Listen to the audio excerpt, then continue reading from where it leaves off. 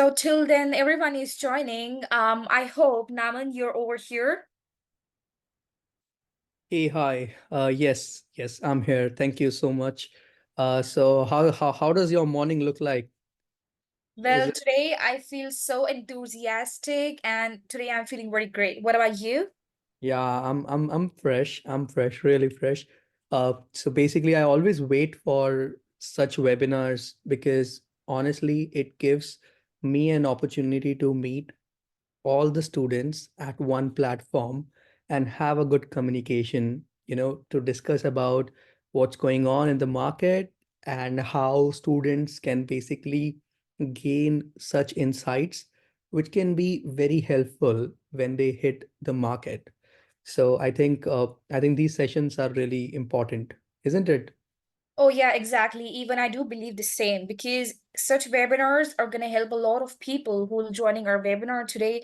They'll gain a lot of informative insights. They'll be getting a lot of knowledge based on IT, the current IT demand, and maybe if they want some if they want some information and some guidance into their career path, this webinar gonna really help them for sure. Absolutely. I mean, today's subject is something which is interesting, not for just people who wants to understand what happens in a life of a DevOps engineer, but to understand that what is really happening in a life of an engineer.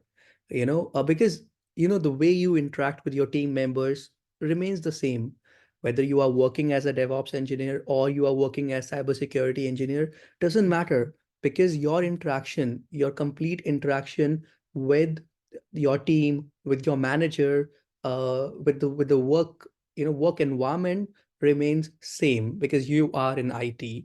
So and you know what, I wanted to have this session certainly for a lot of people, because the most frequently asked questions what I always get from the students: how does it look like, when I'm going to work in IT, how will it look like? And you know what, Diksha, whenever I respond to a lot of students, I am biased because I've been working in IT. So we wanted to invite someone who can share his experience and can enlighten students in different ways. Yeah.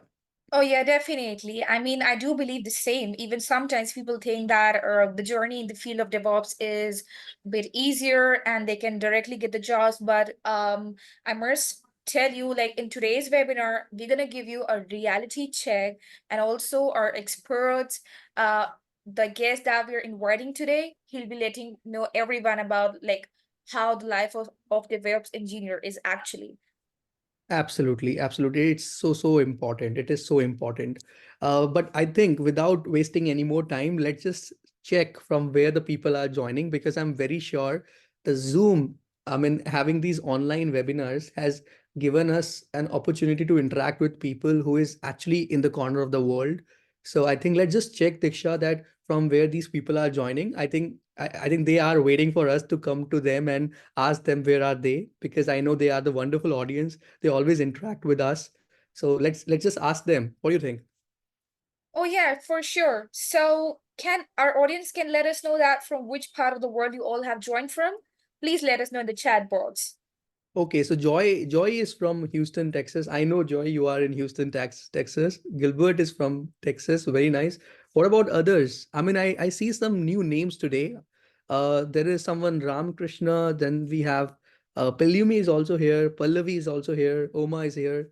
So guys, just let us know, like, where are you from joining? I mean, I know that some of you are in India, some of you are in Texas, in US, in Canada.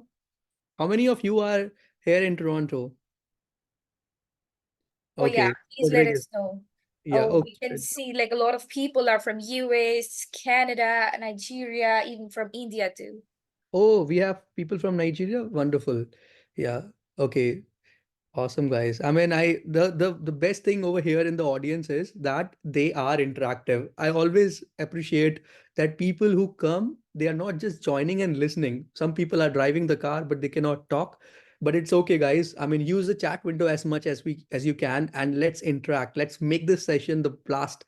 so that we all remember that once you attended a session at Thinkcloudly and it was really, really informative. Thank you guys. Thank you so much for letting us know. Thank you, Ribbon.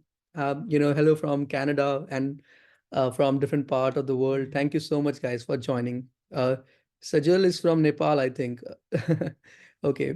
So awesome, guys. Great. I think, Diksha, we can get started without wasting any more time, so that people can have much more information what they are here for, right? So by the way, guys, keep your questions ready, because I know that a lot of people have different questions from our students who have successfully landed the job. So keep your questions ready, be very open. And I would like to apologize if in case we are not able to answer any one of the question. Please keep it with you and let us know maybe after the webinar. We can certainly answer that. So let's get started, Diksha. Can we? All right. So without further ado, let's start with the webinar session. So we welcome tech enthusiasts, digital pioneers, as we embark on this virtual journey through the ever-evolving landscape to RD. So let's ignite our curiosity, sharpen our minds, and unite in our passion for innovation. So buckle up, because together we're about to decode the future of technology. So I'm Diksha, and also I have my friend Naman over here. So we're excited to invite you for today's webinar, which is an hour in the life of DevOps engineer. So in this immersive webinar, as we delve into the dynamic world of DevOps through the lens of a seasoned DevOps engineer, and also discover their essential skills, challenges, and triumphs. And in this webinar, we'll explore the multifaceted role of DevOps engineer, from bridging the gap between development and operations to implementing continuous integration. Our expert speaker will share personal anecdotes and real world examples to illustrate the highs and lows of working in DevOps, along with the invaluable insights on how to thrive in this fast paced environment. And also, I encourage you to actively participate, ask questions, and feel free to drop your queries in the chat box. All right. So, coming towards the agenda, so in today's webinar, what we're going to cover is, so first, we'll be giving you a brief about Thinkcloudly, that what we are basically about. And then we'll be inviting our guests who will be sharing their information and insights. And then we'll be having our webinar offer. And after that, we'll be welcoming our expert and our host Namal will be asking questions, and also you can drop your questions in the chat box. And after that, we'll have the quiz session in which we're having a lot of exciting offers for you all guys. And at last, we'll have the Q&A session. Okay, great. Yeah, so basically I mean, the agenda looks real good. At least we have something, something which is interesting. Like we have expert talk, we have certain offers which are certainly coming up next for people who want to plan something real big for themselves. But before that, Diksha, I think we have a game for our audience, isn't it? Do we have any game today? I mean, you always come up with some riddle, you always come up with some crossword. I think a lot of people who are joining today as well, they are expecting us to have a game. Oh Do we yeah, have for any game? sure. Oh yeah, definitely. We do have an exciting game today for sure. So I usually come up with some riddles and with some crosswords and puzzles, but today we have something different. So I hope our audience is ready to answer these questions and play this fun game with this. Okay, great. So yes, so guys, who all are ready in the audience to play a quick game? Let's test your some skills if you're familiar with some skills like we are going to show you next. So who all are ready? I'm gonna move to the next slide once at least some of you let me know that you guys are ready. Yeah, please let us know in the chat box and let us know that how enthusiastic today in this webinar session. So do let us in the chat box. And further, we'll be moving towards our game in which you have to let us know. And let's see who is more familiar with the DevOps. Let's see. Great. Okay, so we have this game here, guys. What we have to do, we have brought some, logos of some of the important tools which comes under DevOps. Because today we wanted to keep a theme of DevOps. So we just brought some logos and you guys have to guess like which logo is this. Okay, one thing, one rule for everyone here. If you see that there are multiple people responding with the same name, it is not right that that's the right answer. So please don't go by the answers you see in the chat. Just imagine and just try to think which logo is this. So Diksha, can you guess this logo? Do you know which logo is this? Are you aware of this? Well, I'm not pretty much sure about it. Let's see what our audience say about it. Okay, some people are saying K8, some people are saying Kubernetes, some people are saying Terraform. Yes, what about others? Okay, some people, Genti is saying driving. So I don't know which logo is that. Okay, okay, okay. Tyron is Kubernetes. What about others, guys? Please, can everyone let us know which logo is this? Yes, Everyone. everyone, please let us know in the chat box and just figure out that what this symbol signifies. So many of the people, the majority are saying Kubernetes. Great. Yes, it's Kubernetes. Yes. So basically, I know that people who have already gone through DevOps program or they are working in DevOps spaces, you must be aware of this special symbol of Kubernetes.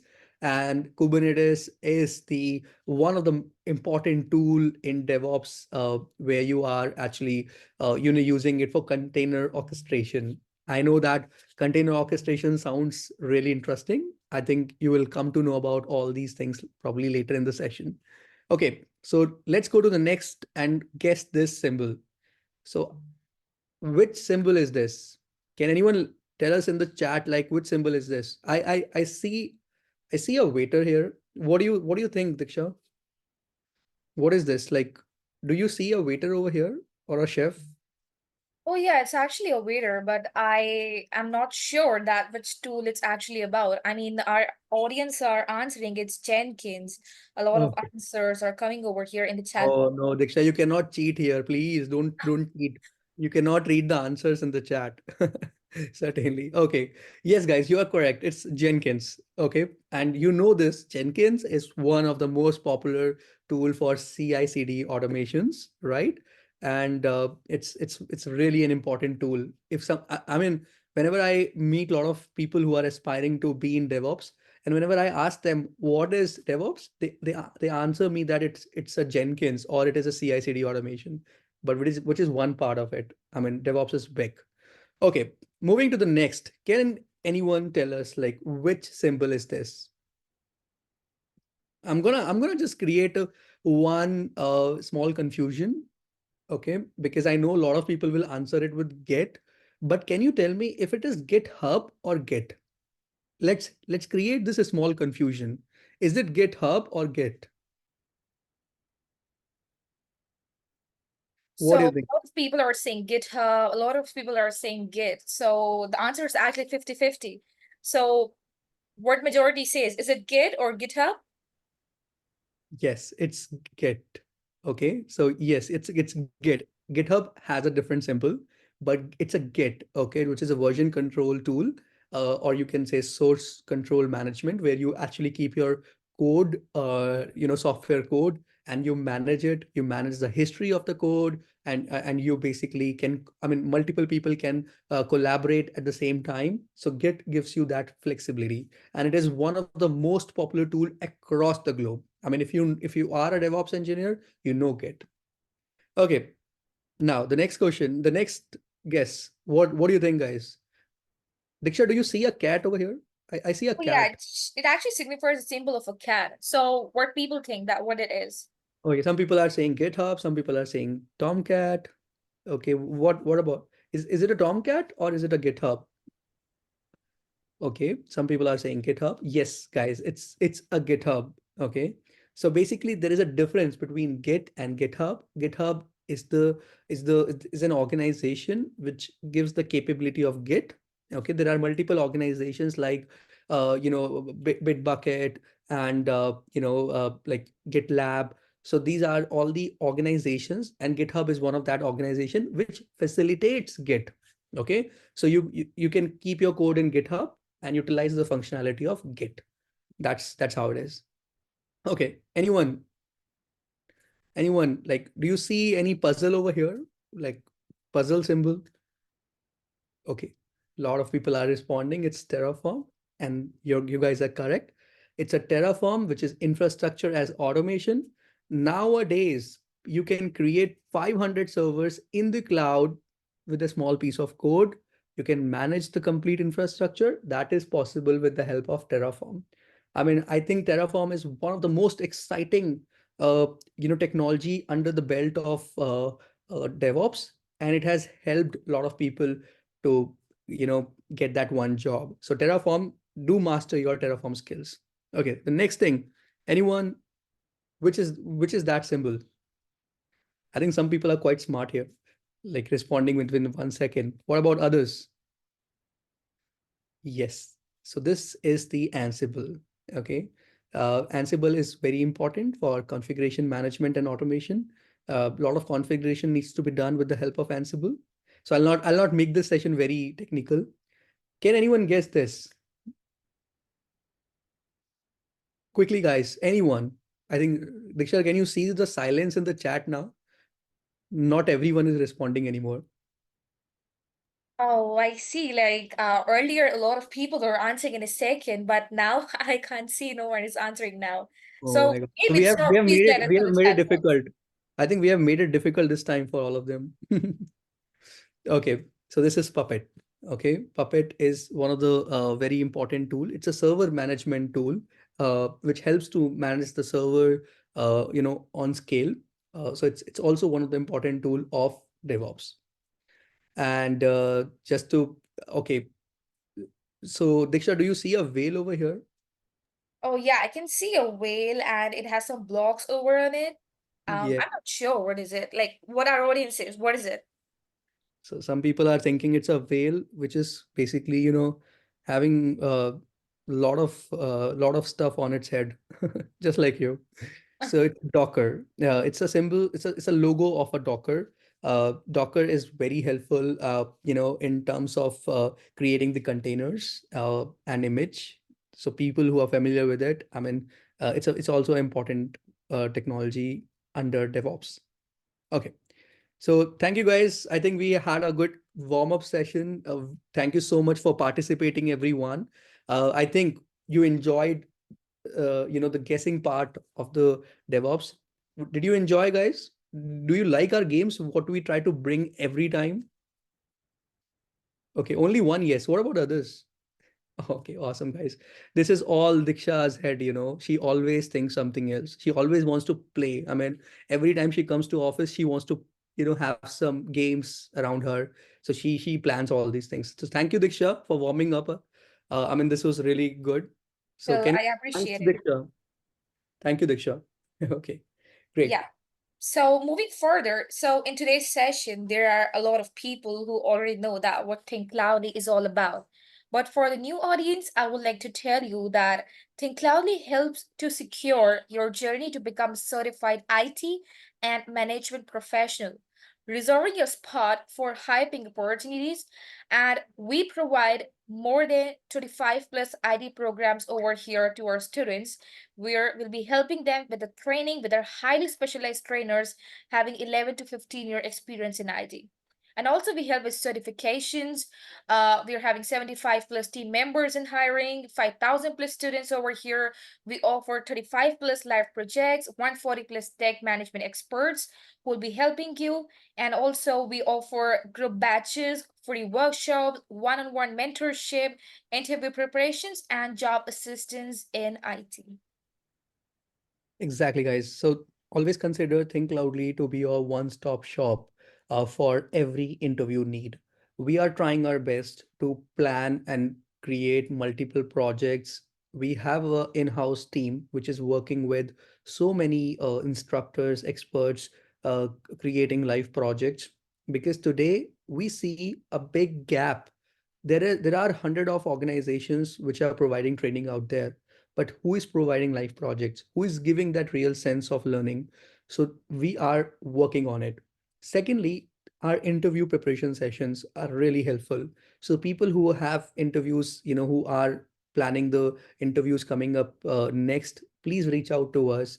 See if Think Loudly can really help you to prepare for the interviews, or can help you with your certifications, or can help you to build your skills. Always remember that gaining one skill can be easier, but gaining multiple skills can be difficult, and combining all of them can help you land your one job. We are here for your all the career consultation, because sometimes you need that. Without career consultation, you will always feel that you are nowhere, right? When you come from a non-IT background, or if you're coming from an old technology background, you always feel, whether am I ready to go for DevOps or not? Whether am I ready to go for cybersecurity or not? Get in touch with us, get the consultation. It doesn't, we don't mind to spend 15 minutes with you, but you will have the direction to take. So please stay in touch with Think Loudly, even if you get your job, because we can provide you job support, we can help you with building skills, and we will be connected with the medium of these webinars and live projects. So, so consider you Think Loudly your one-stop shop, as we always request everyone, because Think Loudly is because of the students, because you guys have created the Think Loudly, and we are here, the complete team of Think Loudly. We are a team of 140 instructors. We can proudly say that today we are a team of 140 instructors, and we are trying our best that we can deliver trainings in a small group of one students, two students, three students, no matter, but just to give that experience, that you get the experience of private tutoring, so that you can ask your queries openly and flexibility, with flexibility. Okay, so over to you, Diksha. Let's welcome our guest. So we are absolutely thrilled to have our guest Hippolyte Ash to join us in today's webinar. So he achieved his path in the field of Python developer. And so our esteemed guest will be sharing his expertise and insights, offering a fresh perspective on navigating challenges and seizing opportunities in today's dynamic environment. So we welcome you, Hippolyte, and I hope you're over here. Let me just unmute him. Just give me 1 second. If I can unmute him. So everyone, please welcome Hippolyte over here in today's webinar session. I think, guys, this is the opportunity. I think that we should welcome, Hippolyte. He has proved that, that this is possible, and he is working in IT. So thank you so much, Hippolyte, for joining. I really appreciate that you took out, time and joined us. I hope you are able to Thank speak. you. Okay, great. Yes, let me know if you can hear me. Yes, yes. Okay. Thank you, guys. Thank you. I'm the one to thank you guys, for the amazing job you've been doing. I think it's an opportunity for me to show my appreciation for what you guys do. And to be honest, I stumbled on Thinkcloudly by chance, because I'm a lifelong learner. I always want to improve my skills. So for the record, just as a background history, I've been in the IT for probably 14, 15 years. I started my career probably as a help desk, service desk. I've been in Canada since 2008. So about how many years now? 14, 15 years now. And when I came to Canada, the IT wasn't really popularized. It was difficult to meet people in IT. You had to network, and networking wasn't that easy as it is today. Where you could go online and you have many groups, community groups that can help you out. So, but because of my background as I was a science university graduate, and when I moved to Canada, I felt like since I've been using computers for a while, it was the logical place to start life, because there were opportunities then in service desk, help desk. Getting into other fields was a little bit more challenging because of the Canadian experience. But with IT was kind of, okay, customer service, IT. And then since then, what has really changed me and made me grow in the IT world is the hunger for new skills, right? Back then, you could imagine cloud technology was a novel idea. It was non-existent. DevOps was not a term that people even refer to or even know was going to be invented. But one thing I like about Thinkcloudly, and the one thing I keep coming, somebody's like, oh, you have 12 years, 15 years career. Why do you keep coming? Because the IT world is a dynamic world. It keeps changing. Just look at the exercise we just did with Diksha there. I could say I have 15 years, but I don't use all the tools or all the science, but it was a good refreshing exercise to come and then you go over these things and you say, because normally we just go by the names, we don't look at the symbols, but the symbols make you think a little bit like this is it. So having been in IT service desk, I went on back then what you could do is either service desk or networking. Networking was a big career thing, and then there were other specialized skills like database and things like that. But in the field, there was networking and then service desk, and that was really popular. Networking was the big thing. You had to learn about Cisco routing and things like that. So I kind of dabbled in that direction, got trained and certified in Cisco. And then as the world kept changing, it moved now to virtual environment, like VMware came on board with, I think it was Citrix as well. Citrix came around that time, it was a little bit popular. People were putting applications on Citrix, moving that direction. But one thing kept me going. I kept saying, this is just the beginning. I'm just starting. And I believe there is no difference between me and those that are up there doing some third level support or fourth level support in whichever capacity they were. And if you look at it complex, to be honest with you, I still have colleagues who were working probably 14 years ago that are still in service desk. They're still there, like working in service desk. I'm like, and they keep complaining, life is tough, this and that. But the difference between me and them, I remember when some of them, I told them when I was at one more, I say, you know what? Yeah, you can't just sit here and be satisfied because you got a job. You have to keep learning. The difference is that when you learn, you have a high up so that tomorrow, if they say there's a downturn, you are in a better place. Or if they say you have to put yourself, and I advise people that, do you want to put yourself in a situation where the company coming to tell you that, well, there's a downturn, we are cutting down on this number of positions, or you want to put yourself in a situation where you go and tell the company, you know what, I think I'm done, I think I will have to move on. You have to make that choice. Some people get so clinged to their jobs that sometimes they feel like they can't let loose. But the difference with IT professionals that keep moving, they just keep learning and knowing that the sky is the limit. And with Thinkcloudly, I remember when I came to Thinkcloudly, I was already a certified Kubernetes developer. I was already double AWS certified architect. I have Cisco, CCP, CCNA. I have multiple CompTIA certifications, Linux certified. But again, this didn't stop me from learning, coming to Thinkcloudly and telling them, you know what,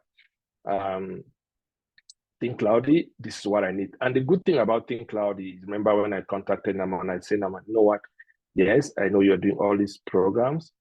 I really cannot want to come and sit down and start learning about IP addresses, IP classifications, what's a network, what's an IP, or what's a host, what's a cluster. I really don't, it's going to kill me. It's going to, and say, yeah. And then Naman was very open to say, no, we have programs you could develop based on your skill level. We could set up something for you. And that's how I was impressed, because a lot of these communities and training programs, they have fixed programs. They come to you and say, oh, now cybersecurity is starting on the field. Even if you've been a cybersecurity professional for 14 years and you were working in something, you want to refresh your skills, you're going to be stuck in that program, and you're going to be probably 60% of the program is not going to be helpful to you. Because let me tell you, even though you are a cybersecurity, you are a DevOps engineer, when you're working in a big company, big companies like I've had the opportunity to do before, they use probably 1/10 of the skill set that you learn in DevOps. Just 1/10.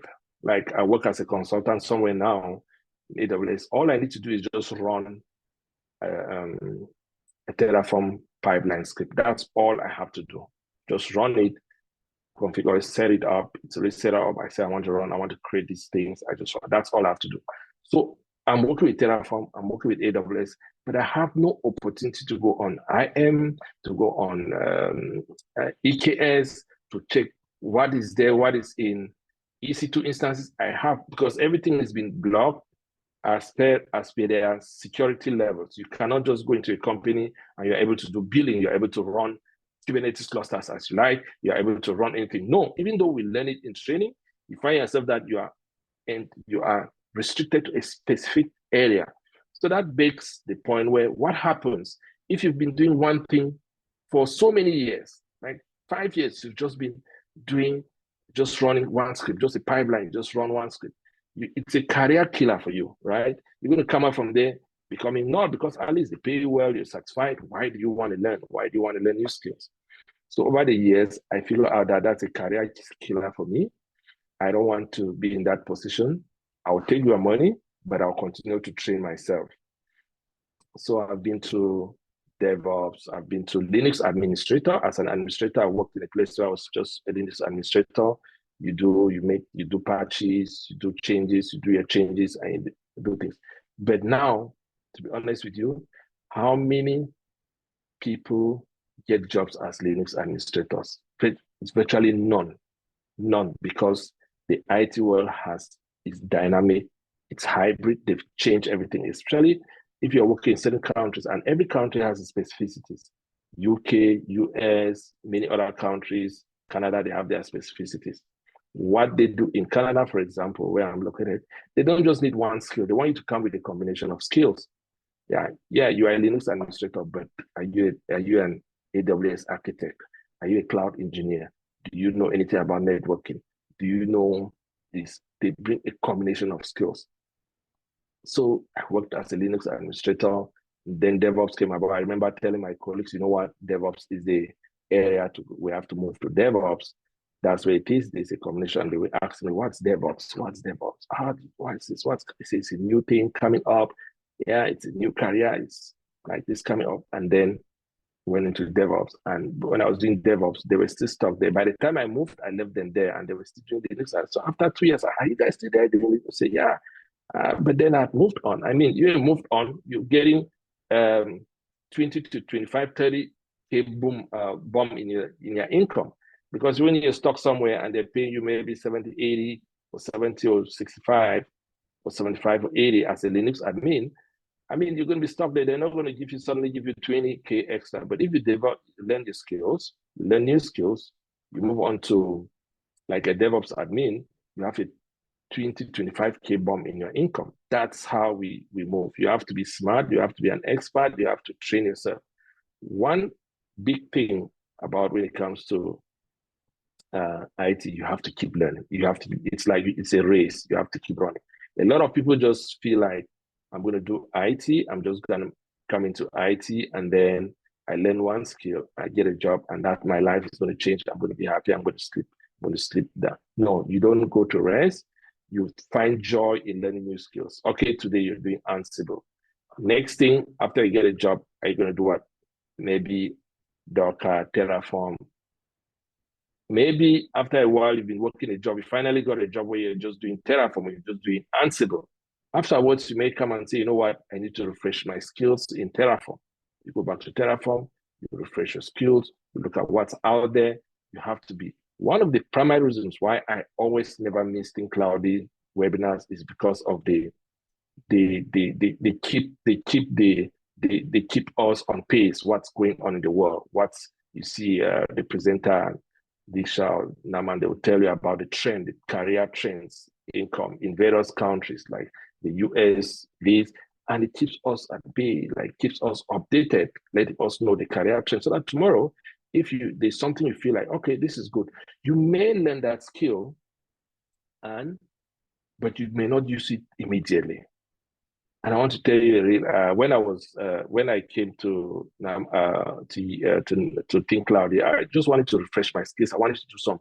I've been working as as an app support engineer for a while, and then I was off to doing some other things. And I said, you know what, I want to refresh my skills on DevOps projects. After I did my refresher skills with some DevOps projects, refresher courses, things like that, I was joining their webinars, and then I feel like, okay, you know what, in DevOps now, it's not easy to really get a job without having some coding skills. Like the coding skills, maybe they want you to have some coding, Java, this, a little bit of Java. And then I looked around and I said, Python is something I should go for next. So I partnered up with Thinkcloudly. I said, I want to upgrade I want to learn Python. I was actually coming from a fresh learning Python. So if you look at most jobs now, they'll tell you Python or C++, but they add that. Even though you're a DevOps engineer, they'll add that. And it might turn you off. Like if you're a DevOps engineer, what do? You only know maybe AWS, you've learned this skill, you've learned a pipeline, CI/CD, maybe you've learned Jenkins and Terraform. But now they're telling you need to learn some other skills. So I've been hesitant because I'm like, no, I'm not a developer, I'm not a developer, I'm not a developer. But then I decided to take the bull by the horn. I went in, I said, okay, I'm going to get it. I'm going to go with Python. And that's how I partnered with them. And we're learning Python projects, we're learning things. It was hard not, we're moving forward, morning, afternoon, revision.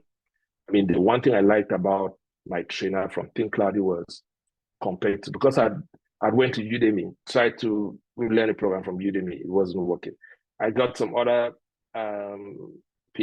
places train on Python. What they'll do is basically what they do is something you can just go on YouTube and just follow it up. You can just do it on YouTube. If what they teach you is basically what you just go on YouTube and just follow up a video and the same thing. So they come to you, they show you this, oh, this and this, and they just show you this a function, and they just keep going and going and going and going and going. But the difference with my trainer at Thinkcloudly was very interactive. It was interactive. What we did was he would tell me, let's share my screen. He needs to, even sometimes I get up very early because sometimes we did classes like 7 a.m. my time, local time, before I go to work. Like my work probably starts at 9, we'll go 7 a.m. or 8 a.m. I'm getting up, or maybe I slept late because of work, get up in the morning, and we're like having a 1 hour. It's like, oh, did you do what we did yesterday? And then it's like, okay, share screen. Okay, make sure you do this. He does it, and then I have to do it. So that I'm doing it, he sees it, we see the output, it should be the same. It's interactive practice. And that was what kept me going, because with other programs like Udemy, you just listen to the lectures, but he'd be like, share a screen, run this, put this, make sure your program is running. Let's see the output. Let's see your results. You have an error. Let's see where oh, there was one space. Sometimes you're doing some code, you had an extra space. You miss a comma. You miss this. You miss this. Some things that can be very frustrating if you're just watching a YouTube or You're right. Udemy, and they got a comma and they I will get stuck. you're absolutely right. I'm sorry to cut you, but yes, you're right. The experience what you get with the live instructor is a different. I mean, you get an opportunity to share your screen and ask queries. I mean, that is something which differs from Udemy. I mean, that is something which I completely agree with you. I'm sorry because we are just running out of time. But yes, the points what you mentioned were really important, Hippolyte, for the audience to note here that IT, like if you get your one job, you cannot stop. You have to keep learning. I mean, that's a wonderful what you have given, because this is what people forget. They get their first job and then they go and sit on the back seat and realizing that yes, I'm done. But that doesn't happen like that. And the second point, what I liked about about you, that you said probably you are learning 10 tools, but when you get that one job, you'll be doing 1/10 of work. Like you learn 10 different tools under DevOps, but probably you are using only Terraform. I mean, that's the Right. wonderful insight what you have shared with the students, and this is really good. Uh, I'm sorry, Hippolyte. We Yeah. honestly, if you look at the chat, there are people who are motivated, who are inspired just by you, and Right. market like in the market like Canada, I meet so many people and they tell me that Naman, is it really possible to land a job in Canada in IT when the market is going down? There is a, there's certain kind of a dynamics what's going on in the market right now, but still you were able to make it. I mean, that's wonderful.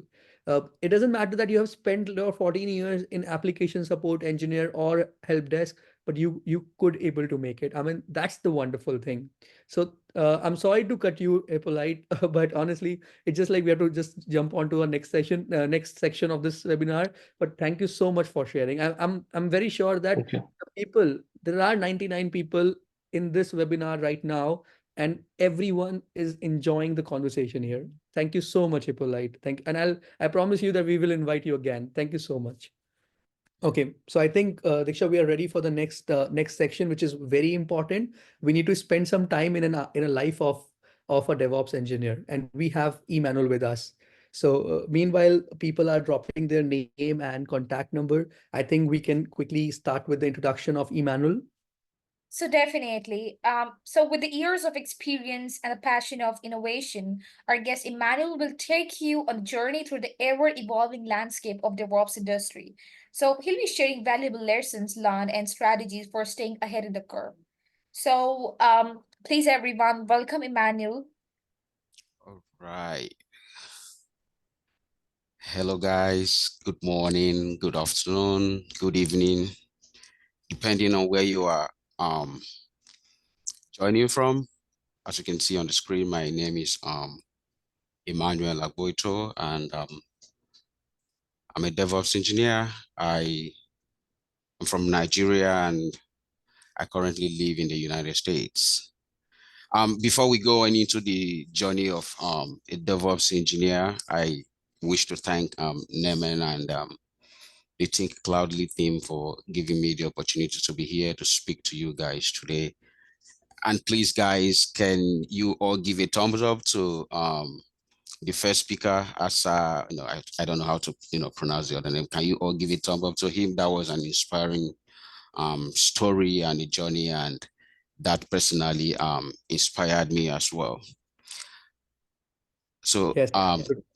Absolutely. I mean, it was quite interesting and inspiring because, I didn't see the time when he was talking. I was like submerged in the conversation, and I didn't see the time. It was going. And then I realized, oh, we are already up to time. But welcome, Emmanuel, to this session. We really wanted to have this session from a long time, because a lot of people, they want to know like what's going on in the life of a DevOps engineer. I've been myself into a DevOps role for a quite a long time, but when I say something, people think Naman is very biased. He always likes IT. Let's hear from someone who has recently or probably has got the job probably in last 6 months, and he shares his journey. I think that would be wonderful.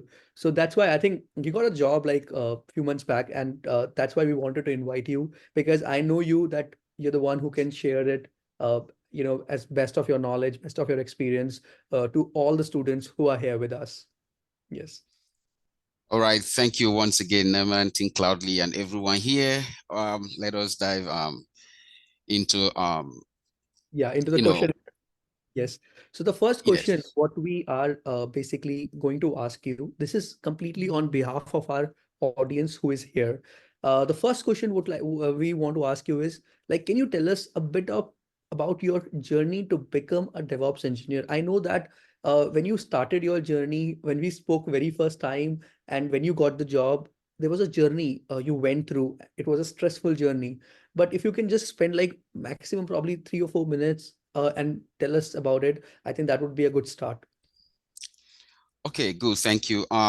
Yeah, my journey basically into DevOps engineering, kind of come from inspiration of, try to be involved in, software development. I'm this kind of a person that I am, very into IT. I love to be, around the IT environment, and then, went back to school, got some, degrees in computer science, information system, and cybersecurity. And, I discovered the world of software development was becoming more evolving, where we need to, combine development and operation. So that triggered me into going into the field of becoming a DevOps engineer. And then I discovered that, yeah, one cannot be, a DevOps engineer without, cloud platform. So I decided to, lean my interest more towards AWS at the time. So, I gained a valuable insight, a valuable training. At the time I was in school, at the time I was working, so it was kind of difficult for me to actually um, get into, another training. So what I did was that I was actually training myself in DevOps area to some extent. Then I came across Thinkcloudly online, and then I decided to give it a try. And I talked to Naman, and he gave me all the roadmap, and I signed up with Thinkcloudly, and they began to clear my doubts, whatever I have learning, when I was self-teaching myself, they put me more in an appropriate track. I ask question, they clear my doubt, we solve some tasks together. Whenever I run into some troubles, I can always reach out to Naman and his team.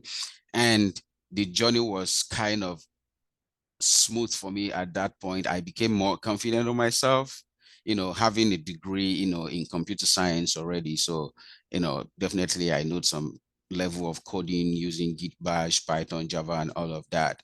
So, but definitely I needed to know more about Terraform and, other configurations and other kind of languages that I use more in So DevOps Emmanuel, engineering. what are the important if you can tell me like what was the interview process like? How many interviews you went through? Like Okay, number of interviews you went through before you landed your first job, and how many offers were you having before you picked up the first one? right. Well, I will basically tell you that as a DevOps engineer or somebody who is coming into IT, you should be prepared to go through a lot of interviews. You may be lucky, you may just do one or two or three or five and you will get called up. At some point, you may do up to 20, 25, 15, 10, depending on what the organization is looking for. So for me, I think I did about 10 or 12 interviews before I was able to get the job I'm doing right now. Not because, I was not able to say what they were expecting, but because definitely when you are going to an interview, you should go to an interview with a mindset of competition.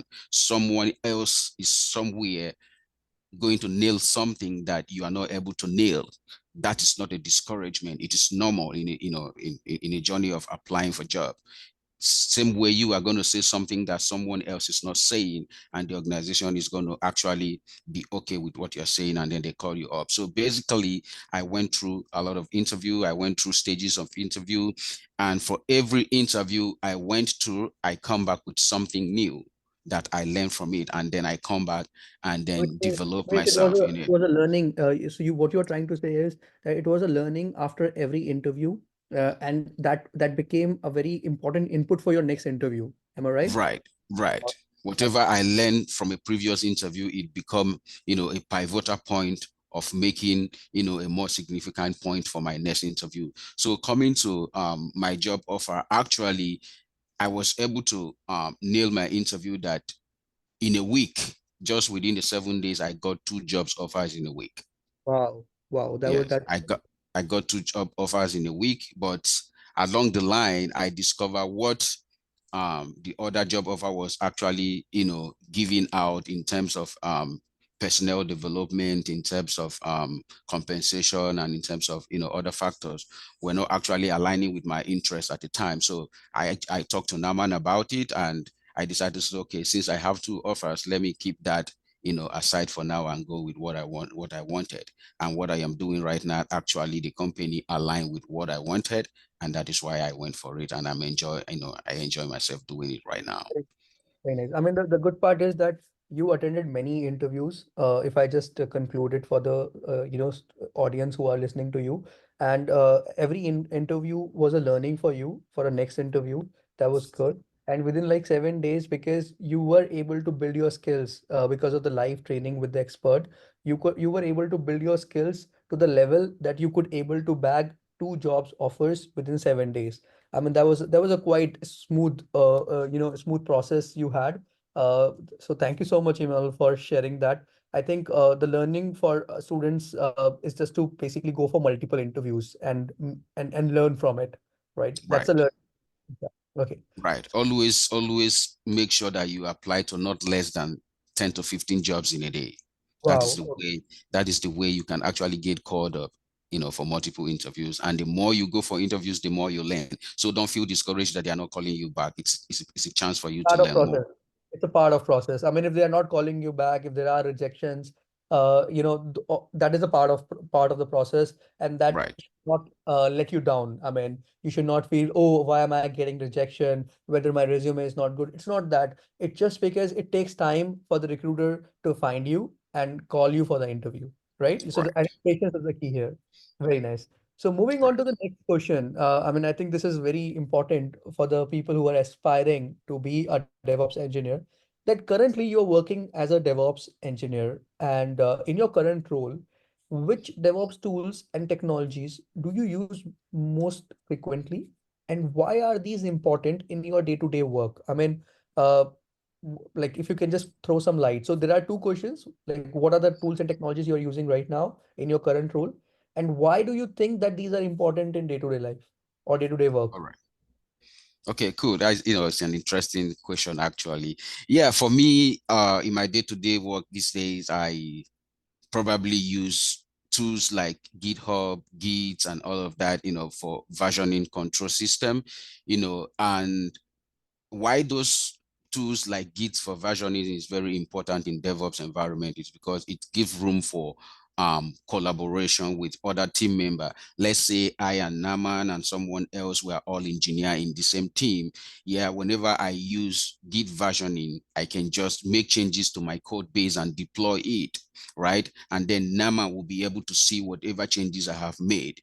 And he too, or another team member can actually make changes to that same code base and then deploy it, and I will be able to see what he or she has committed. So it's basically for it's good for collaboration, and then it's also good for keeping your code base clean, and it's also good for security purposes, so that you don't use tool that you have to like merge directly to the master branch or to the main branch. So Git versioning give you a room to create your own branch and then be able to do whatever you want to do in your own branch and actually push it to the remote repository for whoever is going to review it before it can be merged to the master branch. So Git versioning is basically, for kind of collaboration. Is basically for you to play around with your code base. It's basically for you to play around with your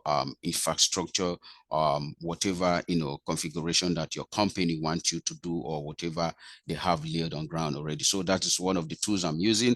I also use Jenkins, but minimally, but in my company we use code build. Code build is just like Jenkins, but in terms of code build, whatever you have done from your Git versioning control like GitHub or Git, you are able to like deploy it directly. For example, if you are using Terraform, so definitely you have your Terraform configuration, and Terraform, you can also have what we call TerraGrunt. It's kind of a complete package that whenever you are downloading Terraform, you have TerraGrunt downloaded. So whatever Terraform or TerraGrunt command that your company is using at the time, you can just, make your changes in your GitHub or your Git or in your, whatever versioning tools that you are using at the time. And then you just apply those commands, just like the first speaker talked about it. You just apply those commands and they go straight to your code base. And then you are able to go to your cloud environment and view them. And also I also use Docker as well. And just like we talked about Docker when we were showing the logo, the practice earlier, I use Docker. And the reason for Docker is because it helps, when you are deploying your application, it helps for you to like put your application in the same container, and that is the essence of a Docker. So it's like a containerization tool where you containerize your tools and then deploy them in one entity instead of having to deploy each part of code differently. So those are majorly the kind of tools I use. And then I use monitoring tools that way. We can use CloudWatch, we can use Grafana. Those are very important tools as a DevOps engineer because they give you an insight into the behavior, of your application or whatever you are deploying at the time, because you are able to see the real life deployment. You are able to see how the application is behaving. If there are some threshold exist, kind of existing threshold like metrics, you are able to use them to collect your metrics and see how your deployment is going from time to time. And it helps also for collaboration. If your code is failing, if your application is failing, it's already alerting you there. And then I also use Slack as well and chatbot. And the reason for Slack and chatbot is because you are able to subscribe to your SNS so that whenever there's an ECS, there's an RDS deployment, it will send a notification to your Slack handles, and then, hey, every member of the team that is also subscribed to that particular Slack handle is able to see, how the application is failing, or if it is running successfully, or if somebody tampered with it. So basically, those are just the basic tools that I use in Yeah, my so as, journey. as you, sorry to cut you, but as you said, like there are some important tools which I'm gonna repeat it for students, right, who are part of this journey. So guys, before I conclude that, there is a very important question about the salary which is coming up next. Okay, so just stay, stay with us before we get to that question. So just to conclude about what Emmanuel has just said, that Git is one of the very important tool where you should focus on for collaboration. Second, Docker and Terraform and Jenkins. These are the three important tools which Emmanuel uses in day-to-day life, because that's part of the whole DevOps ecosystem, right? And after that, he talked about very important things, that like two important things. One is like the monitoring tool, because DevOps environment is always a big environment. It's not a small environment, it's a big environment. Until and unless you have a monitoring system in place, you cannot see it. So having an idea about monitoring services like CloudWatch or something like that is very important. And if something goes wrong, team has to be notified, and that has to be done with the Slack handle. So this is what Emmanuel has just said, that these are some of the tools and technologies what he uses in his day-to-day life. So, and I think this is a very great input for people who wants to get into a DevOps role, that if you basically master these things, I think that becomes a very good story to tell in your next interview. Am I right, Emmanuel? Right.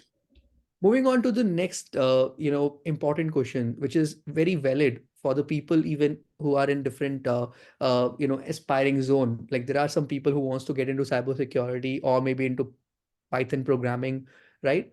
So there are some times when there are some disagreements or conflictions, with the team members, with the managers, right? In IT, there is that politics always, Right. come in. So how do you handle situations where there are disagreements or conflicting priorities within the team? You know, because it can be sometimes you have to be very sweet with your team members, but inside you're burning yourself, right? So Right. in certain scenarios, what do you do? Okay.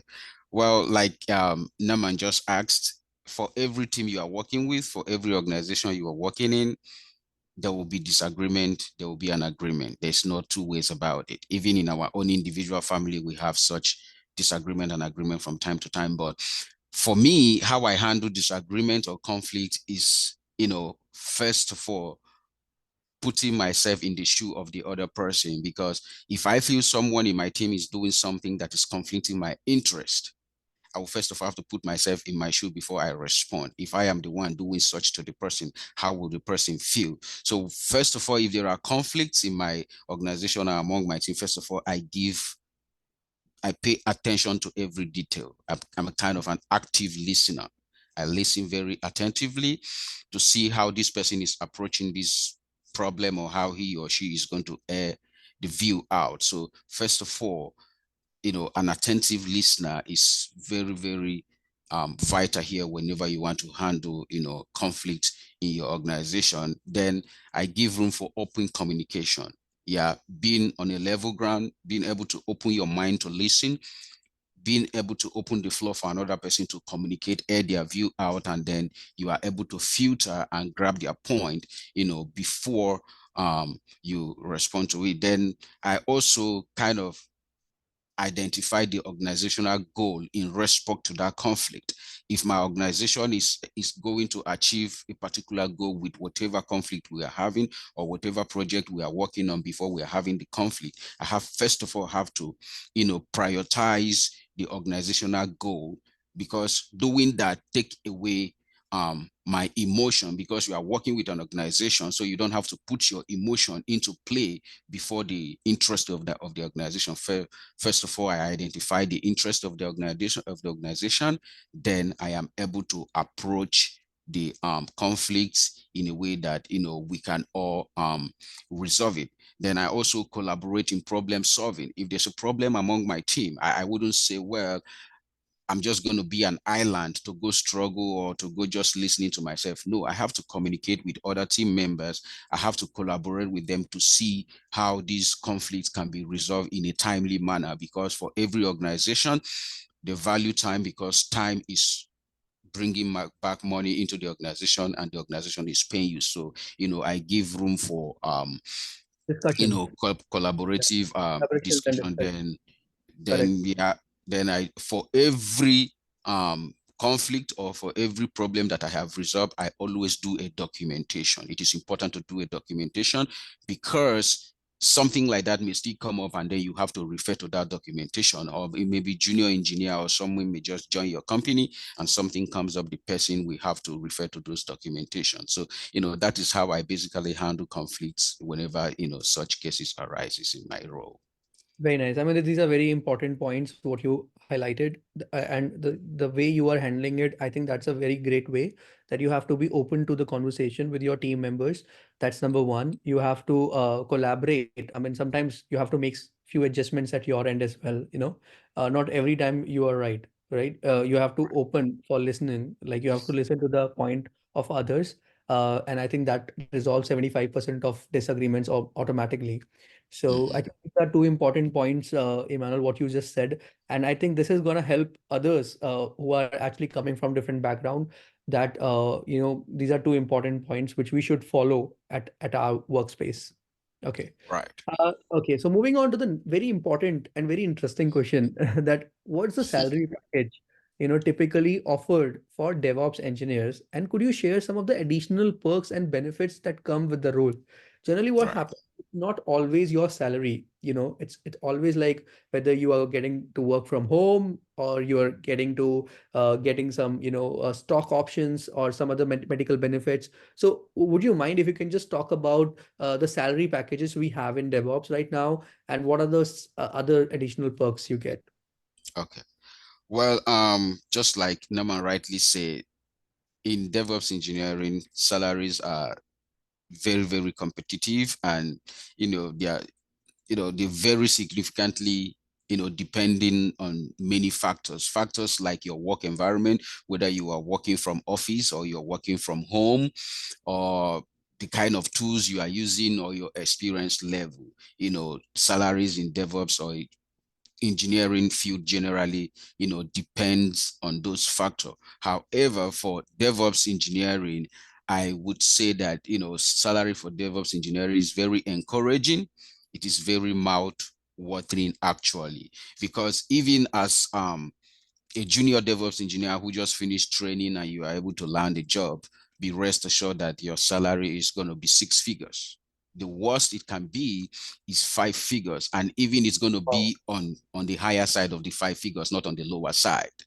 But basically, for me, for all of the roles I have applied for, and even the role that I am working in right now, they have always been on the middle side of the six figures. So it is Wow. very, very competitive. And that is the reason why many people, actually get into DevOps role. And because organizations and company know the importance of the DevOps engineer, they actually know how to calculate and put the salary range into, that particular range that I'm talking about of 6 figures and above.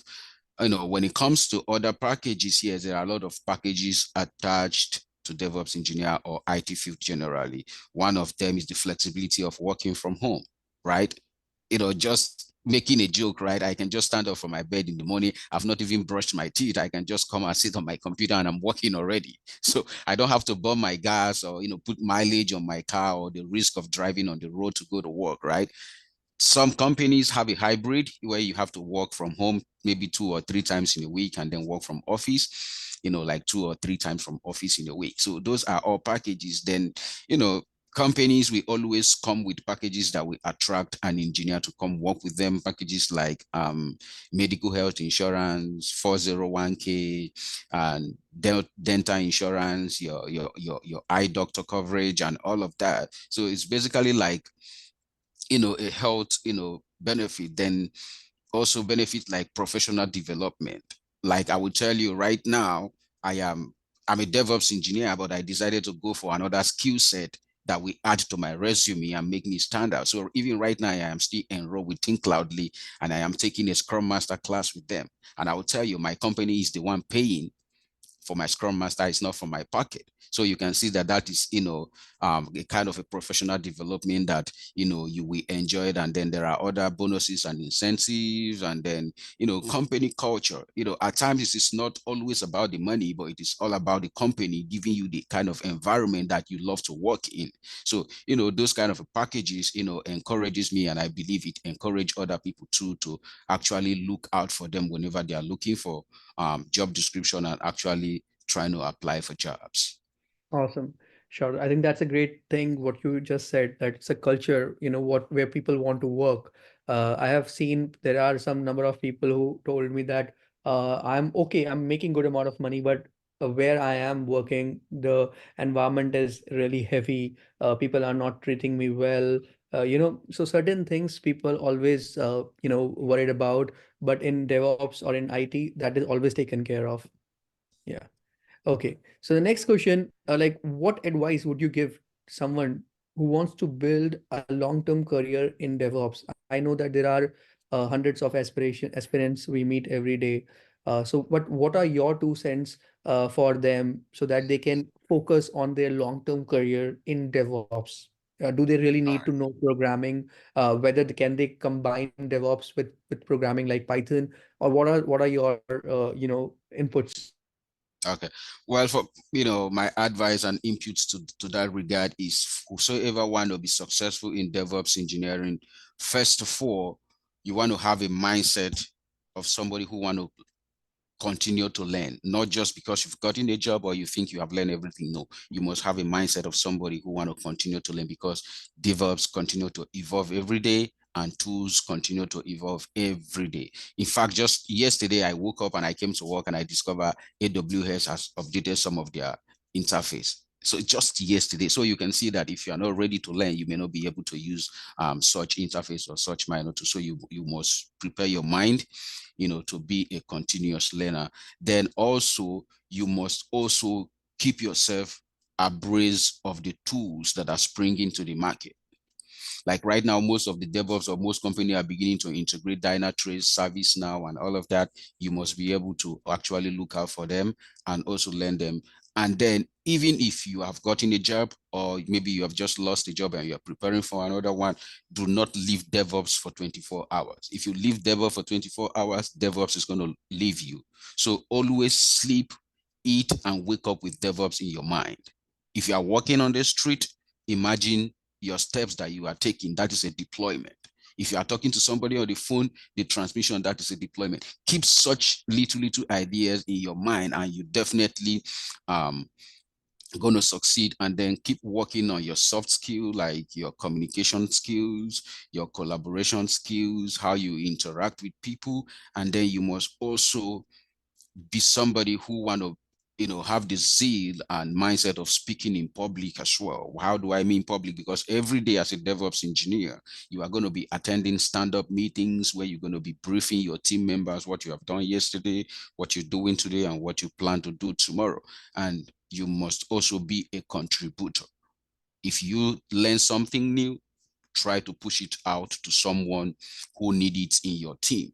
Try to always collaborate with people, who you can actually teach what you have learned. That way you are learning it more. Because for me, there are some students in Thinkcloudly right now that are my friends.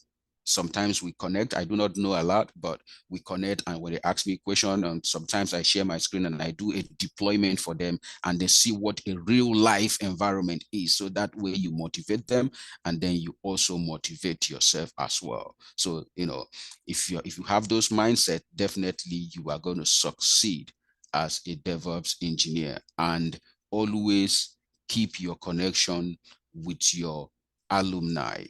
You know what I mean? Like if you graduate from Thinkcloudly right now, always keep your connection with the students you graduated with, or the students still there. Always keep your connection with the team of Thinkcloudly, because they are in one way or the other going to be supportive to you. And always seek a support. Even if you are in a job already, seek a support, because no one knows it all. Somebody will be there to support you, and you will definitely be there to support someone. That way you will continue to thrive and succeed in area of DevOps engineering or IT generally.